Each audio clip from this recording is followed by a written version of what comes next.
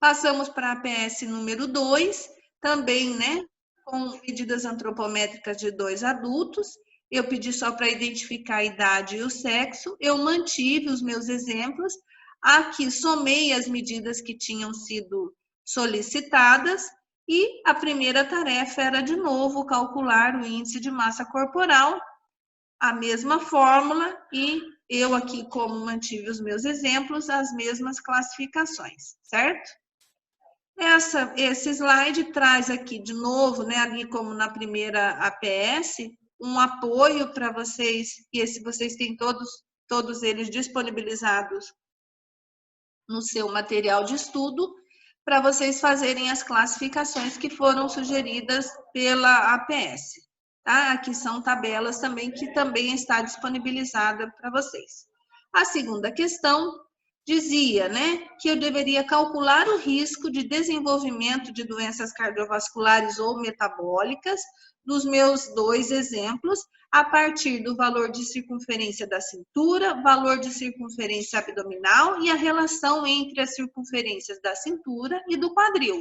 Lembra que a gente viu na aula de circunferência que a gente tem esse indicador como risco, né, como diagnóstico de risco. No meu exemplo feminino, ela tem 80 centímetros de cintura, 80 de abdominal e 98 de quadril. Então, venho aqui na minha tabelinha, vejo, cintura para mulheres, está aqui como risco elevado, valores iguais a 80, igual ou maior a 80 centímetros, certo? Volto aqui na minha avaliação. Como eu sei, né, que era 80 e ela tem 80, eu coloquei aqui, ó, valor de circunferência de cintura, limítrofe de risco, tá? Para complicações ou doenças metabólicas associadas à obesidade.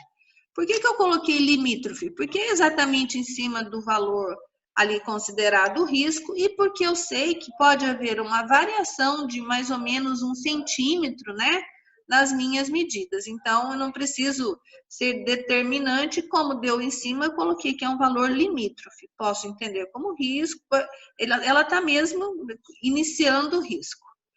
No valor de circunferência abdominal, que também é 80, olho aqui na minha tabela e vejo também, ó, que é risco aumentado também limítrofe. Então, assumi o mesmo tipo de classificação. E para a relação cintura-quadril, venho aqui na minha tabela e vejo, usei o consenso latino-americano de obesidade, a gente tem outras tabelas também, mas eu resolvi assumir esse daqui, que é um dos mais atuais, e vi que para mulheres é considerado risco valores acima de 85. No caso do meu exemplo, ela deu 81, então sem risco para complicações a partir da relação cintura-quadril. Fiz o mesmo processo com o meu exemplo masculino, que casualmente não apontou risco em nenhuma das 3 avaliações, nem de cintura, nem abdominal e nem da relação cintura-quadril, certo? E a terceira e última questão pede para eu determinar o diagnóstico nutricional dos meus 2 exemplos a partir da equação de adequação de circunferência do braço. Tá?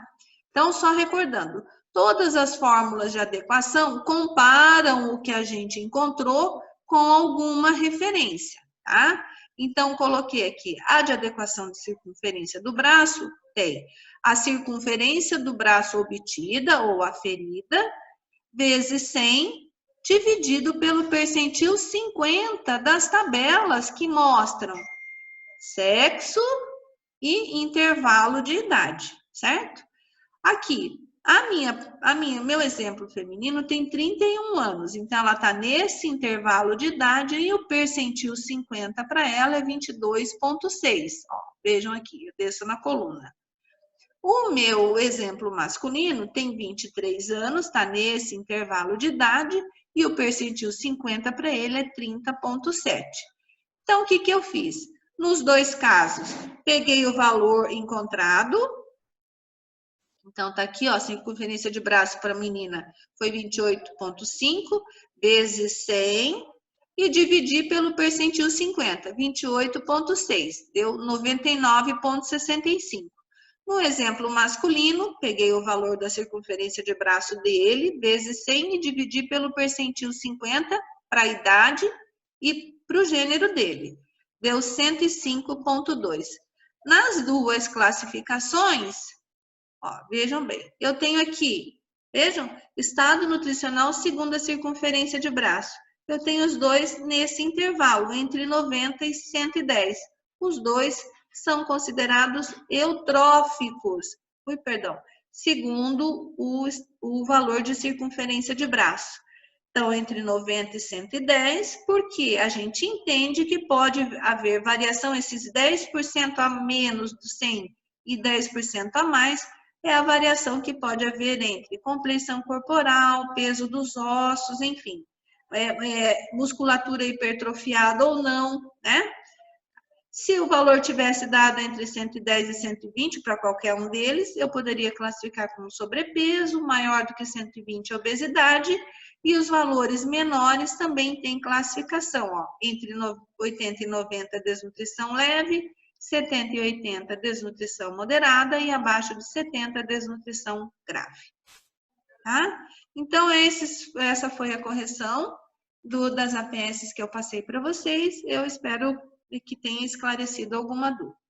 Vamos continuar, né, na nossa metodologia de aulas até que sejamos orientados, então, a suspender esse afastamento e, se tudo correr bem, se a gente estiver juntos na semana que vem, a gente tem nossa aula presencial, ou se não, vocês serão avisados também de qualquer modificação. Tá? Muito obrigada, até a próxima vez.